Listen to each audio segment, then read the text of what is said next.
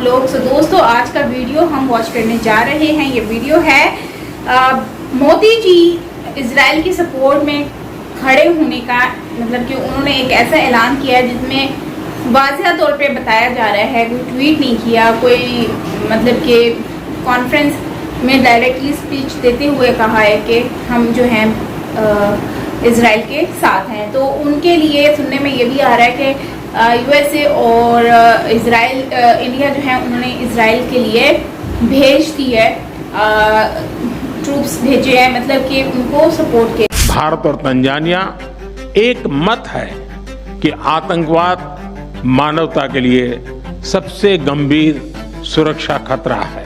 Maritime security, piracy, drug trafficking जैसी चुनौतियों का सामना करने के लिए आपसी समन्वय बढ़ाने पर बल दिया।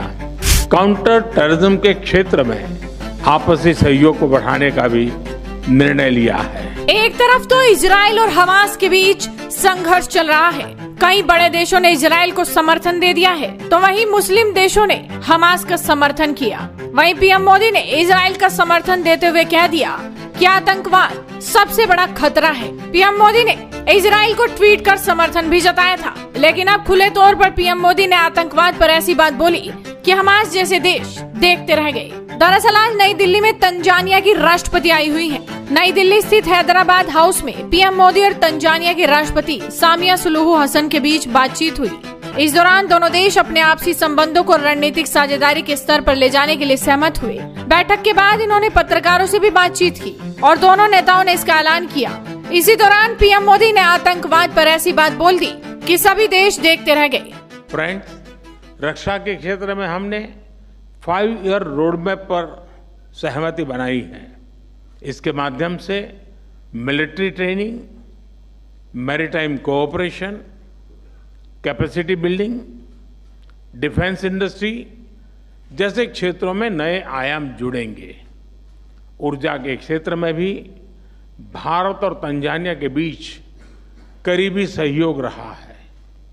भारत में तेजी से बदल रहे क्लीन एनर्जी लैंडस्केप को देखते हुए हमने इस महत्वपूर्ण क्षेत्र में मिलकर काम करने पर सहमति व्यक्त की है।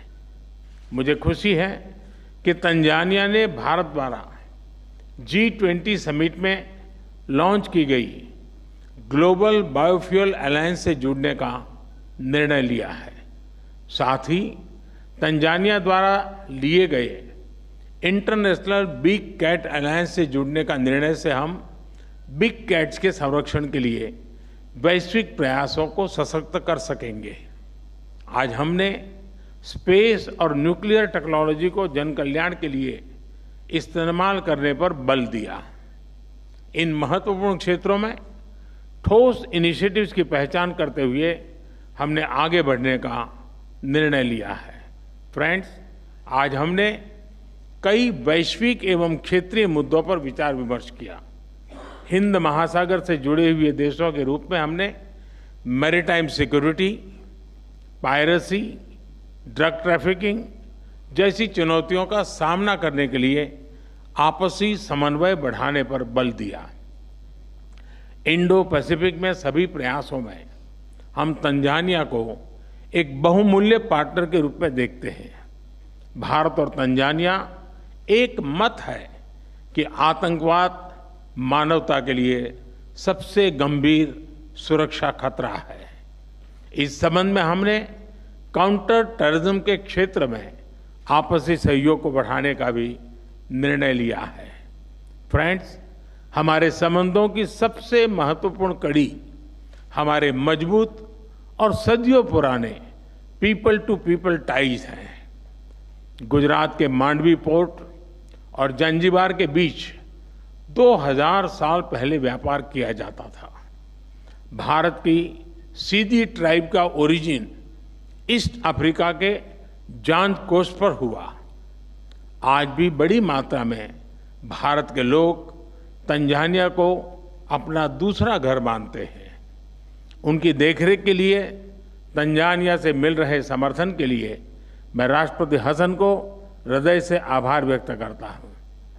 योग के साथ साथ कबड्डी और क्रिकेट की पॉपुलैरिटी भी तंजानिया में बढ़ रही है। हम दोनों देशों के लोगों के बीच आपसी नजदीकियां बढ़ाने के प्रयास जारी रखेंगे। एक्सेलेंसी, एक बार फिर आपका और आपके डेलीगेशन का भारत में स्वागत है। बहुत बहुत धन्यवाद। आपने देखा कि भारत जो है इस वक्त मोदी जी सपोर्ट में आ गए हैं सामने, और उन्होंने क्लियरली अल्फाजों में बोला है कि हम आतंकियों के खिलाफ काम कर रहे हैं। हमने तंजीमें भी बना ली हैं, ऑर्गेनाइजेशंस भी बना ली हैं। हम चाहते हैं कि ये ऑर्गेनाइजेशंस जितनी भी हैं ये सफाई करें, बिल्कुल वैसे ही जैसे जो है वो बोनस सफाई करता है, कपड़ों की धुलाई करता है, सेम टू सेम इनकी भी धुलाई करे। और वही चीज़ जो है वो एक मिशन भी है, एम है, और उन्होंने इतनी ऑर्गेनाइजेशंस तैयार की हुई हैं। और अभी जो मामलात चल रहे हैं और उसके हिसाब से भी अगर देखा जाए तो उनका कहने का मतलब ये भी है कि जितने भी मुस्लिम्स हैं और मुस्लिम्स में से ही, मुस्लिम कंट्रीज में से ही आतंकवाद निकल कर आते हैं जो दूसरों की जानें लेते हैं। तो हर मुस्लिम तो देखो ऐसा नहीं होता, ऐसी बात है कि हर मुस्लिम नहीं होता। वो कहते हैं एक मछली अगर गंदी है ना तो पूरे तालाब को गंदा कर देती है, उसमें जितनी भी मछलियाँ होती हैं उनका सबका नाम खराब होता है। तो मैं तो एक ही बात कहूँगी कि देखो भारत जो है अच्छी बात है, वो सपोर्ट करे, जितने भी आतंकवाद उनको ख़त्म करे, क्योंकि जो इनोसेंट लोग हैं, भले वो मुस्लिम हैं चाहे कोई भी, तो वो सारे ही सफ़र हो रहे हैं इससे। आज नुकसान हो रहा है लोगों की जानों का, लोगों की ज़िंदगियाँ तबाह हो रही हैं और लोगों के ख़ानदान तबाह होते जा रहे हैं। और जो कंडीशंस देख रहे हैं, लिटरली आंखों में आंसू भी आ जाते हैं और दुख भी होता है कि एटलीस्ट हो क्या रहा है। तो रियली अप्रिशिएट के भारत जो है वो इस वक्त इन सारी चीज़ों के आगे बहुत ज़्यादा अच्छे से डट के खड़ा हुआ है और इसका सामना कर रहा है, क्योंकि वो खुद फेस कर चुके हैं। 9/11 उन्होंने फेस किया है, इसके अलावा बहुत सारे अटैक जो हैं वो फेस किए हैं, जिसकी वजह से अब वो नहीं चाहते, जो दर्द उन्होंने बर्दाश्त किया वो नहीं चाहते कि कोई और कंट्री जो है वो बर्दाश्त करे। तो आई थिंक कि अभी जिस तरह से मोदी जी की स्पीच सुनी है उसमें मुझे यही लग रहा है कि वो आने वाले वक्तों में ना इजराइल की सपोर्ट में खड़े होकर इस मामला को ख़त्म करेंगे। लेकिन मैं ये समझती हूँ कि यूक्रेन की और जो यूक्रेन का और रशिया का जो मामला था उसके अंदर जिस तरह से अपना सॉफ्ट पावर दिखाया भारत ने, सेम टू सेम वैसे ही इजराइल और हमास के मामले में जो है वो इस तरह से ही उसको हैंडल करें, ताकि दोनों तरफ से जो मासूम जाने हैं वो ना जाएं और जो है वो सपोर्ट के हिसाब से भी मामला सारे सही हों और इजराइल के साथ भी अपना दोस्ती का रिश्ता जो है वो प्रॉपर तरीके से निभा सके भारत। तो आप क्या कहेंगे इसके ऊपर दोस्तों? कमेंट में अपनी राय जरूर दीजिएगा। बाकी मिलते हैं नेक्स्ट वीडियो के साथ। Till then take care, love and